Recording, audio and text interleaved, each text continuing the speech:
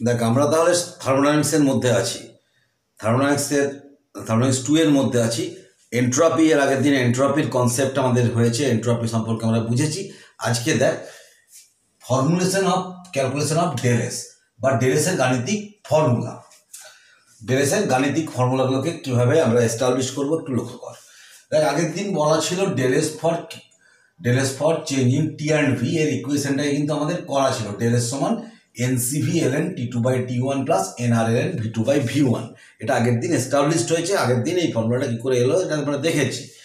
আজকে দেখাবো দেখ এবার এটার থেকে যদি আইসোথার্মাল প্রসেস হয় সমষ্ণ পদ্ধতিতে কি হচ্ছে। সমষ্ণ পদ্ধতিতে টিটা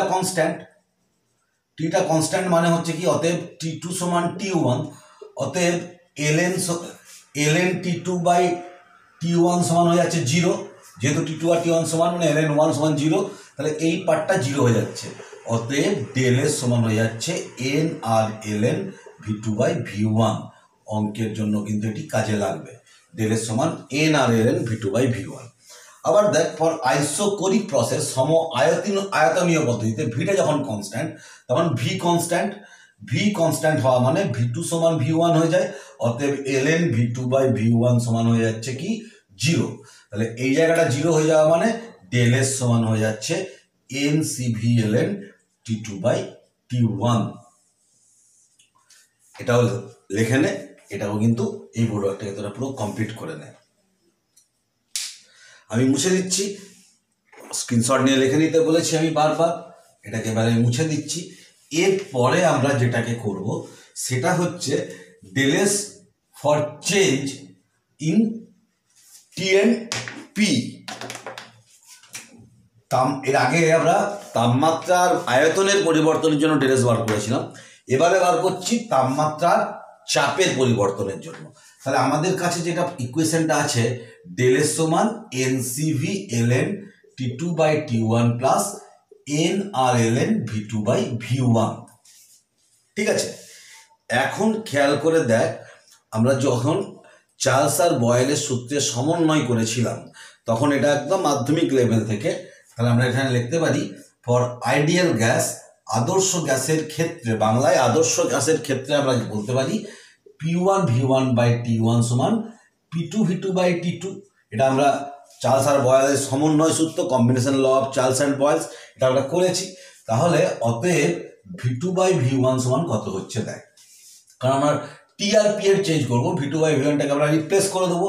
V2/V1 সমান হচ্ছে P1/P2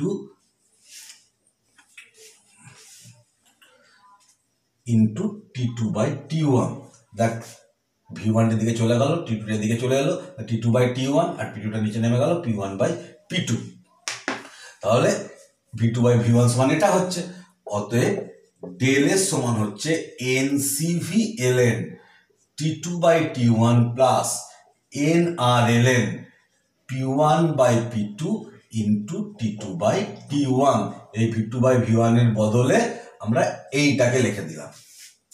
এরপরে সমান এনসিভি ln T2/T1 প্লাস nRln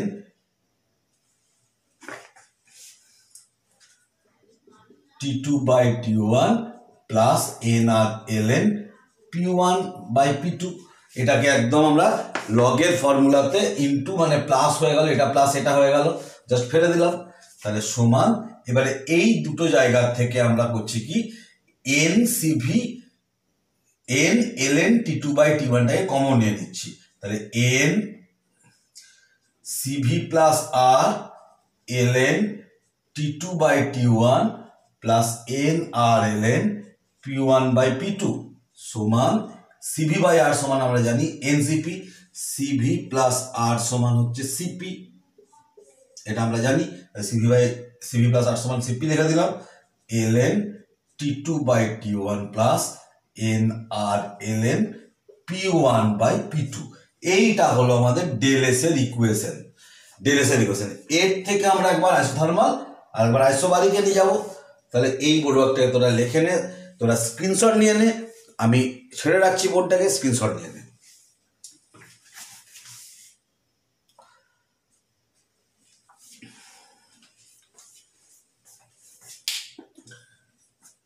তাহলে এটাকে মুছে দিলাম। আমি শুধু একদম শেষ ইকুয়েশনটাকে রাখছি। দেখ তাহলে এতে হচ্ছে ফর আইসোথার্মাল প্রসেস, মানে সমচাপীয় সমষ্ণ পদ্ধতি, সমষ্ণ পদ্ধতিতে। সমষ্ণ পদ্ধতিতে কি হচ্ছে, টিটা কনস্ট্যান্ট, অতএব T2 সমান T1, T2 সমান T1 और ln T2/T1 সমান 0। তাহলে এই পার্টটা 0 হয়ে যাচ্ছে, অতএব ডেল এস সমান n আর ln P1/P2।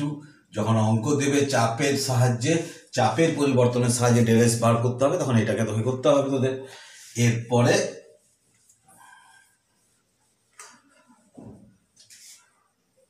বিতে for isobaric process, isobaric process অর্থাৎ এইটাকে আমরা বাদ দিয়ে দেবো, সমচাপীয় পদ্ধতি, সমচাপীয় পদ্ধতিতে।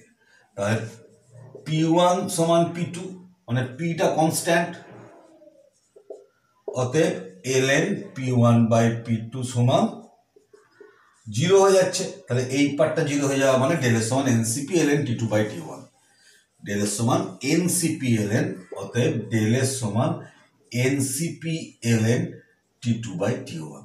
তাহলে এটাও তোদের কন্ডিশনের মধ্যে থাকবে। এবং এগুলো এই চারটে ইকুয়েশনকে কিন্তু একবার ভি আর টি দিয়ে, একবার পি আর টি দিয়ে ইকুয়েশন চারটেকে কিন্তু মাথায় রাখতে হবে, অঙ্কে এগুলো কিন্তু কাজে লাগবে। আমরা পরের জায়গায় চলে যাচ্ছি, তোদেরকে আমি ছেড়ে রাখছি, এটাকে তোরা লিখে নে।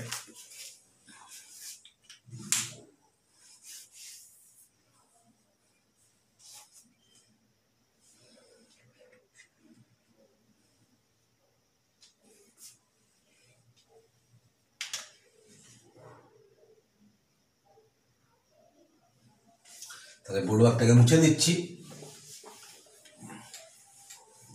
আমরা কিন্তু পুরো এখনো পর্যন্ত রিভার্সেবল পদ্ধতির মধ্যেই আছি। এবারে আমরা দেখব রিভার্সেবল ফেজ চেঞ্জ।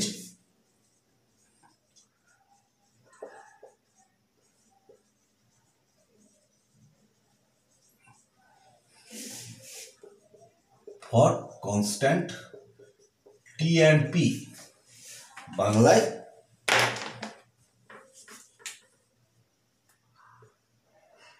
পরাবর্ত দশা পরিবর্তন, টিওপি এর পরিবর্তনের ক্ষেত্রে। তাহলে দেখ দশা পরিবর্তন, দশা পরিবর্তন মানে কি, তরল থেকে গ্যাস, লিকুইড থেকে গ্যাস, গ্যাস থেকে লিকুইড, কঠিন থেকে তরল, তরল থেকে কঠিন ইত্যাদি, solid to liquid, liquid to solid, এইগুলোকে আমরা বলি কিন্তু দশার পরিবর্তন। তাহলে আমরা দেখলাম যে ডেল এস সমান ডিকিউ আর বাই টি, পরাবর্ত পদ্ধতি তাপের পরিবর্তন বাই তাপমাত্রা। তাহলে এবার এটাকে যখন আমরা, এটা সাধারণ হবে, তাহলে ফর ফেজ চেঞ্জ, দশা পরিবর্তনের ক্ষেত্রে, বাংলায় লিখবি দশা পরিবর্তনের ক্ষেত্রে ডেল এস সমান কি হবে, তাপের পরিবর্তনটা হচ্ছে হিট অফ ট্রানজিশন বলা হয়, del H epsilon by T epsilon. এই ডেল এইচ এপসিলনটাকে বলা হয়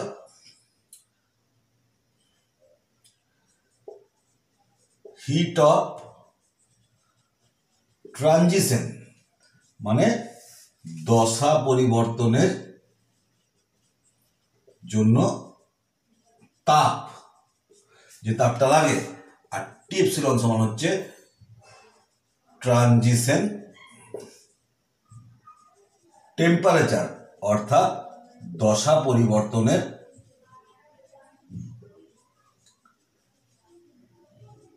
তাপমাত্রা। এবারে ধর আমরা একটা এমন ঘটনা ঘটাচ্ছি যেখানে তরল থেকে ভেপার হচ্ছে। এবারে ধর লিকুইড টু ভেপার, অর্থাৎ এটা হচ্ছে ভেপারাইজেশন হচ্ছে।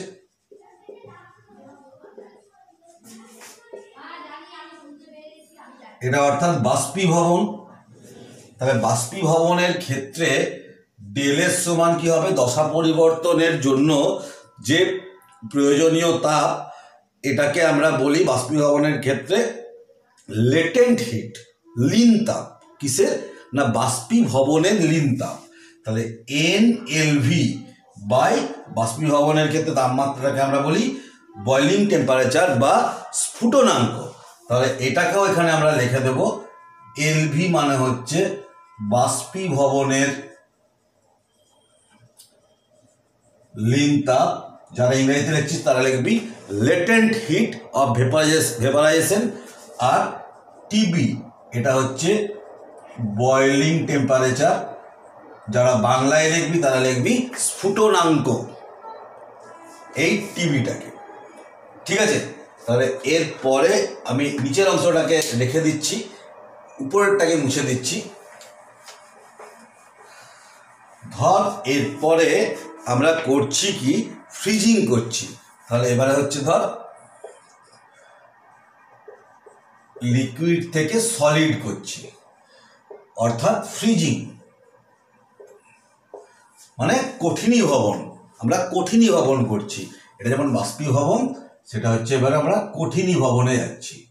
কঠিনীভবনে গেলে এটাতে যেমন কি হচ্ছে, তাপ দিতে হয়, এটার ক্ষেত্রে তাপ বেরিয়ে যায়।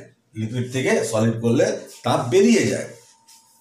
তাহলে ডেলের সমান হবে NLF বাই TF মাইনাস, কারণ লেটেন্ট হিট অফ ফ্রিজিং অর্থাৎ কঠিনীভবনের লীন তাপটা কিন্তু নির্গত হয়। জলের ক্ষেত্রে 80 ক্যালোরি পার গ্রাম।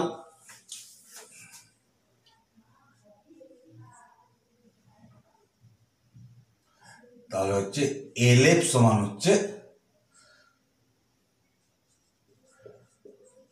কঠিনীভবনের লীন তাপ, আর TF সমান হচ্ছে ফ্রিজিং পয়েন্ট বা গলনাঙ্ক।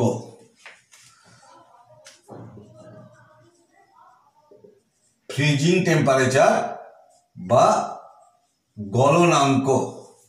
কঠিনীভবনের লীন তাপ ইংরেজিতে হচ্ছে লেটেন্ট হিট অফ ফ্রিজিং, আর TF সমান হচ্ছে ফ্রিজিং টেম্পারেচার বা গলনাঙ্ক। একটা বাংলা একটা ইংরেজিতে লিখে দিলাম। এবার তোরা এইভাবে করে নে। এবার যদি ধর সলিড থেকে লিকুইড করতে হয়, এটা প্লাস হবে। আবার ধর যদি এটা ভেপার থেকে লিকুইড করতে হয়, এটা মাইনাস হবে, ইত্যাদি। তাপটা দিলে প্লাস, তাপ বেরিয়ে গেলে মাইনাস, এই সেন্সটা কিন্তু দরকার। তাহলে এই হচ্ছে এনট্রপি। তাহলে এটিকে একদম ভালো করে দেখে নে এটা। আচ্ছা, এরপরে হচ্ছে এটাকে তাহলে লেখে নে। আমি বড় একটাকে ছেড়ে রাখছি তোদের দেখার জন্য। একটু জল খেয়ে নি।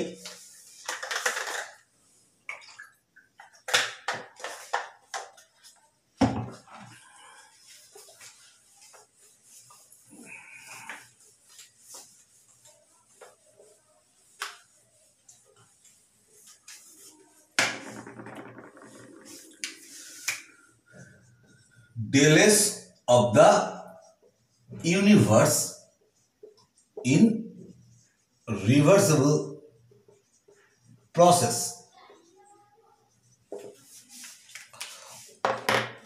অর্থাৎ কি না, পরাবর্ত পদ্ধতিতে ব্রহ্মাণ্ডের ডেলেস অর্থাৎ এন্ট্রপির পরিবর্তন। পরাবর্ত পদ্ধতিতে এন্ট্রপির কি পরিবর্তন হয়, এটাকে আমরা একটু দেখে নিই। ধর এটা হচ্ছে একটা সিস্টেম, আর এটা হচ্ছে সারাউন্ডিংস। তাহলে আমরা জানি ইউনিভার্স সমান system plus surrounding. System plus surrounding.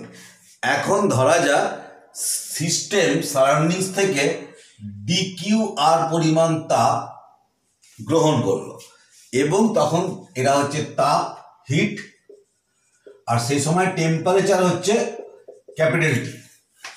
ধরা যাক সিস্টেম সারাউন্ডিংস থেকে if a system takes up heat DQR from surroundings, if a system takes up DQR amount of heat from surroundings at temperature T। বাংলাতেও লিখে দিই, যদি টি তাপমাত্রায় system surrounding থেকে ডিকিউআর পরিমাণ তাপ পরাবর্ত পদ্ধতিতে, এটাও লিখে দিলাম, গ্রহণ করে at temperature T by reversible process, এটাও লিখে দিই, পরাবর্ত পদ্ধতিতে গ্রহণ করে যদি, তাহলে কি হচ্ছে, তাহলে ডেল এস সিস্টেম, তখন সিস্টেমের ডেল এস হবে ডিকিউআর বাই টি প্লাস, কারণ সারাউন্ডিং থেকে সিস্টেমের ডিকিউআর পরিমাণ তাপ যাচ্ছে, আর del S surrounding is equal to minus DQR by T, minus DQR by T. তাহলে এবারে আমরা কি জানি, ইউনিভার্স সমান হচ্ছে সিস্টেম প্লাস সারাউন্ডিংস, অতএব del S universe is equal to এই দুটো যোগফল DQR by T minus DQR by T, that is 0। অর্থাৎ রিভার্সেবল পদ্ধতিতে ব্রহ্মাণ্ডের, বিশ্ব ব্রহ্মাণ্ডের, ইউনিভার্সের কোনো এন্ট্রপির পরিবর্তন হয় না। ডেল এস সমান হয়ে গেল 0, মানে এন্ট্রপির কোনো চেঞ্জই হয় না পরাবর্ত পদ্ধতিতে। বোর্ডারটিকে লিখে নে, আমি পরের টপিকটাতে কিন্তু চলে যাব।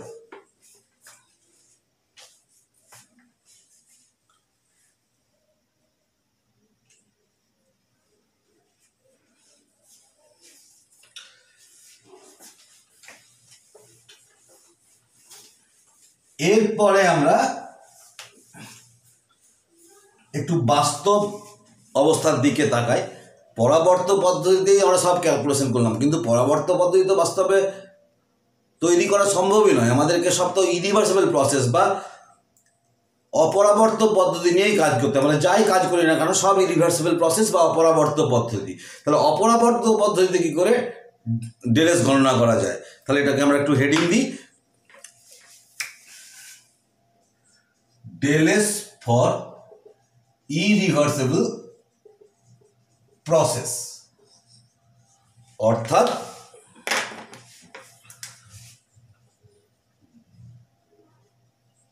অপরাবর্ত পদ্ধতিতে del S, এইটাকে আমরা কিভাবে দেখাতে পারি। তো দেখা যাক কিভাবে আমরা দেখবো এটাকে। ধর আমি এরকম করে দুটো স্টেটকে এখানে উল্লেখ করছি,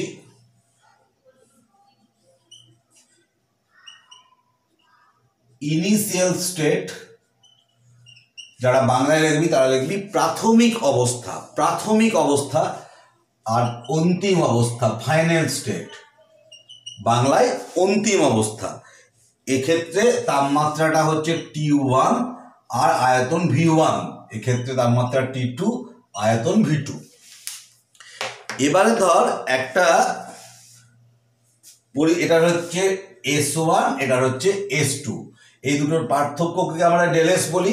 তাহলে এখন একটা চেঞ্জ অপরাবর্ত পদ্ধতি, ধর একটা চেঞ্জ করা হলো, অপরাবর্ত পদ্ধতিতে তাপের পরিবর্তন হলো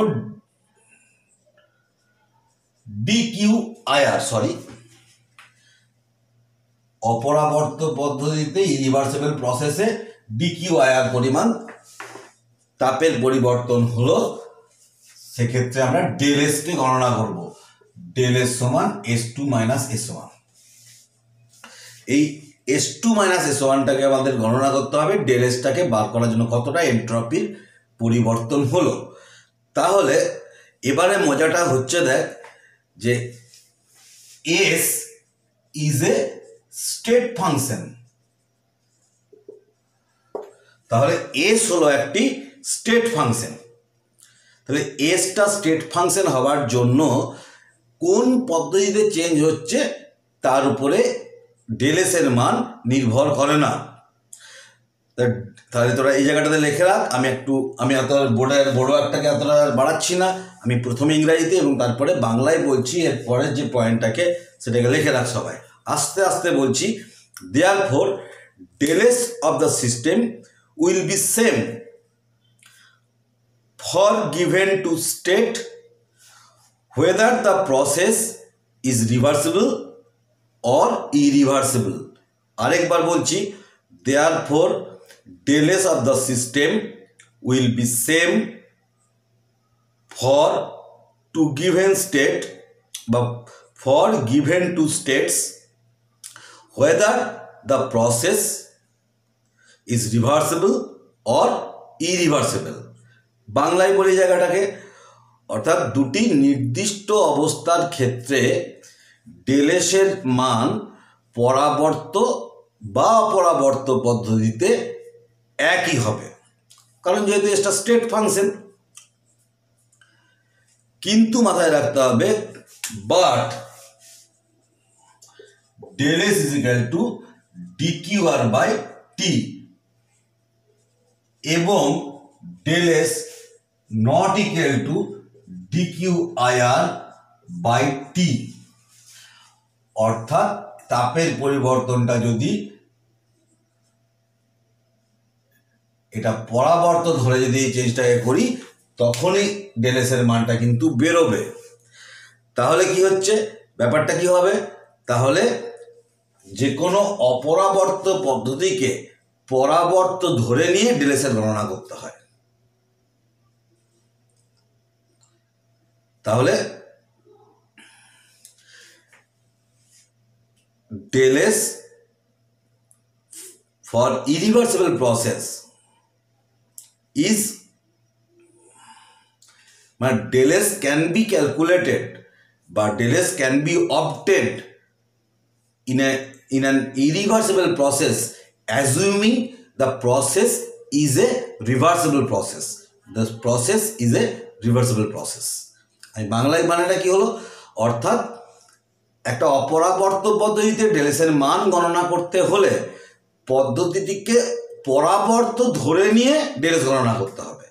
পদ্ধতিটা বাস্তবে তাহলে আমরা এখান থেকে এক বালতি জল সিঁড়িতে করে ধরে ধরে একদম উপরে তুললাম, দুতলার ছাদে তুললাম নিচের থেকে, তা ডেল এস এর যে গণনা করবি এই পদ্ধতিটাকে ধরে নেবো আমরা পরাবর্ত দিয়ে ডিকিউআর বাই টি গণনা করবো। বা একটা গ্যাসকে গরম করে একটা নির্দিষ্ট পিস্টনকে এতটা এখান থেকে এতটা বাড়ানো হলো, পিস্টনটার সিলিন্ডারটার আয়তনকে, গ্যাসের আয়তনটাকে বাড়ানো হলো তাপ দিয়ে, এটা এই যে পিস্টনটা চলে গেল এটা ইরিভার্সিবল প্রসেস, কিন্তু এটাকে পরাবর্ত ধরে নিয়ে আমরা গণনাটা করব অ্যাজুমিং দ্য প্রসেস ইজ রিভার্সিবল। এইটা কিন্তু মাথায় রাখবি, এটাকে কিন্তু লিখে নিবি, এটা খুব গুরুত্বপূর্ণ। তাহলে বোর্ডটাকে আমি এটাকে ছেড়ে রাখলাম, এটাকে লেখে নে এবং যেটাকে আমি মুখে বললাম সেটাকেও কিন্তু পাশাপাশি নোটের আকারে এখানে নিচটাতে কিন্তু লিখে রাখ, ঠিক আছে?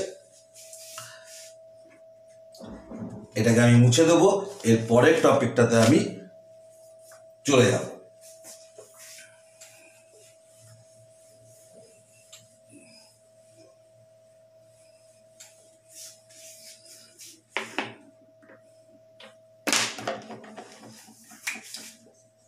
del S for irreversible adiabatic process, অর্থাৎ অপরাবর্ত রুদ্ধতাপীয় পদ্ধতিতে ডেল এস। কি করে আমরা ডেল এস এর মান গণনা করব, রুদ্ধ মানে তার মানটা কত হতে পারে, পদ্ধতিতে পরাবর্ত ধরে নিয়ে কাজটা করতে হয়, কিন্তু কত হতে পারে এটাকে একটু একটু দেখে নে, ব্যাপারটা কেমন হচ্ছে একটু দেখে নে। ধর ইনিশিয়াল স্টেট প্রাথমিক অবস্থা T1 V1, ফাইনাল স্টেট অন্তিম অবস্থা T2 V2, এরকম ভাবে আমরা চেঞ্জ করেছি। আমাদেরকে ডেল এস গণনা করতে হচ্ছে। ডেল এস সমান কত? এটা একটা ইরিভার্সিবল প্রসেস। ইরিভার্সিবল প্রসেস একদম খুব পরিষ্কার বলা হচ্ছে, এবং শুধু ইরিভার্সিবল নয়, অ্যাডায়াবেটিক প্রসেসও, রুদ্ধতাপীয় পদ্ধতি। অ্যাডায়াবেটিক মানে হচ্ছে রুদ্ধতাপীয় পদ্ধতি, তাপের আদান প্রদান এখানে হয় না। অপরাবর্ত রুদ্ধতাপীয় পদ্ধতিতে ডেল এসকে আমরা কি হবে আমরা একটু দেখে নিচ্ছি।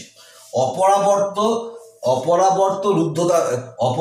রুদ্ধতাপীয় পদ্ধতি, অপরাবর্ত রুদ্ধতাপীয় লিখে রাখবি বাংলায় যারা লিখছিস।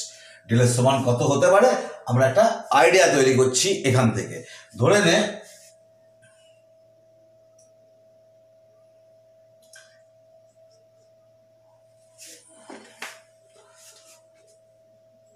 ওয়ান মোল আইডিয়াল গ্যাসকে এনক্লোজ করে রাখা আছে, অত ভাষাতে আর বেশি লিখছি না।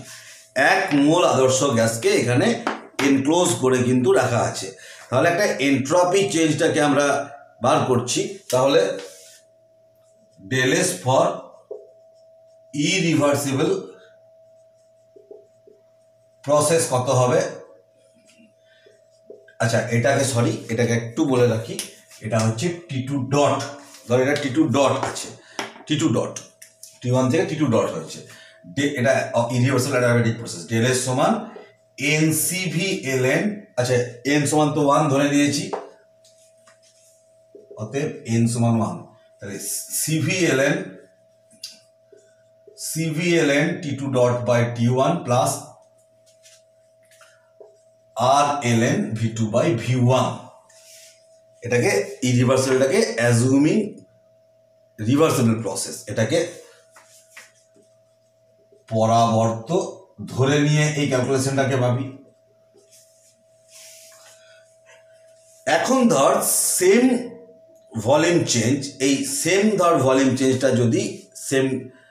চেঞ্জটা যদি পরাবর্ত পদ্ধতিতে সম্পন্ন হতো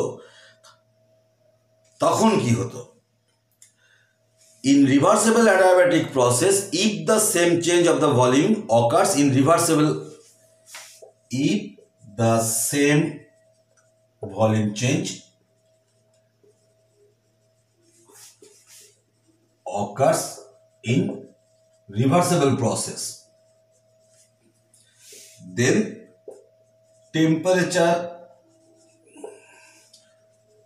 changes from T1 to T2 dot, T2 ডটটা তো ওইখানে হয়েছিল T2, অর্থাৎ বাংলায় যদি একই আয়তন পরিবর্তন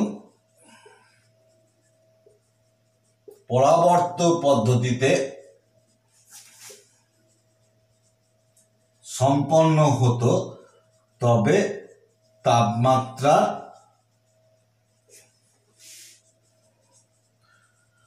পরিবর্তন হতো T1 থেকে T2। ব্যাপারটাকে বোঝ।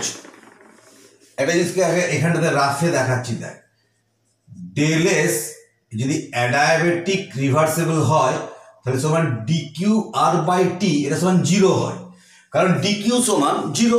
অ্যাডায়াবেটিক মানে রুদ্ধতাপীয় পদ্ধতি, তাপের আদান প্রদান হচ্ছে না, তারপরে উপরটা 0 হয়ে যাওয়া মানে 0। তাহলে রিভার্সিবল অ্যাডায়াবেটিক পদ্ধতিতে কিন্তু 0, তাহলে ইরিভার্সিবল অ্যাডায়াবেটিকেও কি 0 হবে সেটা আমরা দেখছি এখন। তাহলে ডেল এস সমান 0 এই পদ্ধতিতে সমান CV/ln T2 by T1 plus R/ln V2 by V1। যদি এটা আলাদা কেস, এটা বাস্তবে হয়েছে। আমরা যদি এই পদ্ধতিটাকে পরাবর্ত যদি হতো, পরাবর্ত ধরে নিয়ে নয়, এটাকে ধরে নিয়ে ক্যালকুলেশন করেছি। অপরাবর্তিতে ডেল এস এর ক্যালকুলেশন কোনো নেই, করাই যায় না। তাহলে আমরা বাধ্য অপরাবর্ত বা ইরিভার্সিবল প্রসেসকে রিভার্সিবল বা পরাবর্ত ধরে নিয়ে সব কাজ করব, সমস্ত কাজ। কথা তা নয়। এবার দ্বিতীয় ফেজে সেটা হচ্ছে কি, যদি এটা বাস্তবে পরাবর্ত হতো, রিভার্সিবল হতো, তখন if the same volume change occurs in reversible process, যদি একই আয়তন পরিবর্তন পরবর্তী পদ্ধতিতে সম্পন্ন হতো তখন তাপমাত্রাটা হতো T1 থেকে সবই এক থাকতো, T2টা শুধু T2 ডটটা T2 হয়ে যেত, এইটাতে শুধু চেঞ্জেস আসতো। তাহলে ডেলএস তখন ডেলএস 1 0 হয়ে যেত, কারণ তখন আমরা জানি পরাবর্ত অ্যাডিয়াব্যাটিক পদ্ধতি যদি হয়, রুদ্ধতাপীয় পদ্ধতি হয়, তার ডিকিউটা সমান 0, তার ডিকিউ 0 মানে এটা 0 হয়ে গেছে, তাই 0 বসিয়ে দিয়েছি, CVln T2/T1 plus Rln V2/V1। Screenshot নিয়ে নে। এরপরে আমি চলে যাচ্ছি দেখ, তাহলে হচ্ছে কি, অতএব মানে এখান থেকে পাচ্ছি CVln, আচ্ছা ওইটাকে বলি Rln V2/V1 সমান মাইনাস CVln T2/T1, এটাকে এদিকে নিয়ে চলে গেল, মাইনাস হয়ে গেল। তাহলে এখন নাও ডেলএস, এটা যদি ইরিভার্সিবল অ্যাডিয়াব্যাটিক প্রসেসের ক্ষেত্রে Rln CVln T2/T1 plus Rln V2/V1। এবার V2/V1 এর জায়গায় এটাকে জাস্ট পুট করব, সমান CVln T2/T1 minus CVln T2/T1। এখন যদি দুটোর মান সমান হয় তাহলে ডেলএস ইরিভার্সিবল অ্যাডিয়াব্যাটিক প্রসেসে 0 হবে, এটার মান বেশি এটার মান কম হলে পজিটিভ হবে, এটার মান কম এটার মান বেশি হলে কিন্তু নেগেটিভ হবে। এইবার আমরা ওই ক্যালকুলেশনটাতে যাব। তাহলে আমরা 1 করেছি যে W reversible greater than W irreversible, or W reversible adiabatic greater than W irreversible adiabatic। খুব পরিষ্কার কথা। এবারে W সমান মাইনাস, মানে W adiabatic সমান আমরা পড়েছি minus CV del T, CV del T। তাহলে CV del T এর ক্ষেত্রে হচ্ছে মাইনাস CV del T, মানে minus CV T2 minus T1 del T, মানে তাহলে প্লাস করে দিলে CV T1 মাইনাস T2, সেটাই এখানে করি। অ্যাডিয়াব্যাটিক রিভার্সিবল অ্যাডিয়াব্যাটিকের ক্ষেত্রে CV T1 মাইনাস T2, ইরিভার্সিবলের ক্ষেত্রে CV T1 minus T2 dot, সব কেটে যাচ্ছে, CV কেটে দিচ্ছি, তাহলে T1 minus T2 greater than T1 minus T2 dot, T1 to n কেটে যাচ্ছে, minus T2 dot, or T2 greater than T2 dot. তাহলে T2টা এটা যদি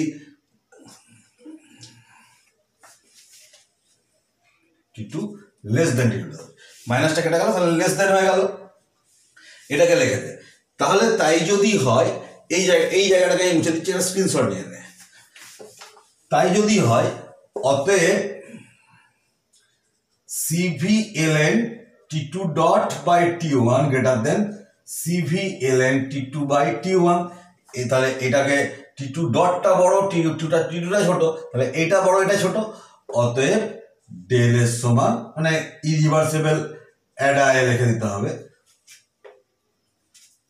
সমান পজিটিভ ধনাত্মক মান greater than 0, del S greater than 0, তার মানে বোর্ডার লিখে দেন।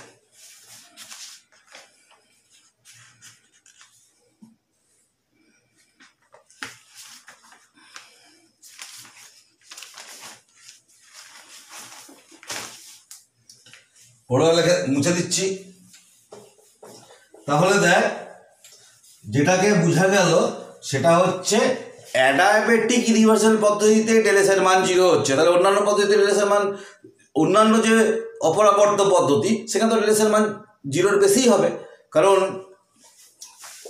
ডেলএস ইরিভার্সিবল অ্যাডায়া, এটা গ্রেটার দেন 0 অলওয়েজ। তাহলে ডেলএস ইরিভার্সিবল, যে কোনো ইরিভার্সিবল পদ্ধতিতে গ্রেটার দেন 0 হবে, কারণ অ্যাডায়াবেটিক পদ্ধতিতে তাপ দিচ্ছিস না, তাতেই জিরো হচ্ছে না, জিরোর বেশি হচ্ছে, বাকি পদ্ধতিতে তো তাপ দিবি, তখন তো আরও বাড়বেই, স্বাভাবিক। তাহলে যে কোনো অ্যাডিয়াবেটিক পদ্ধতি থেকে, যে কোনো ইরিভার্সিবল পদ্ধতিতে কিন্তু ডেলেসের মানটা অলওয়েজ 0 থেকে বেশি হবে, অর্থাৎ পজিটিভ ভ্যালু হবে সর্বদা। তাহলে del S for universe in natural process greater than 0, del S spontaneous স্বতঃস্ফূর্ত পদ্ধতি যে কোনো নিজে নিজে হয় greater than 0, del S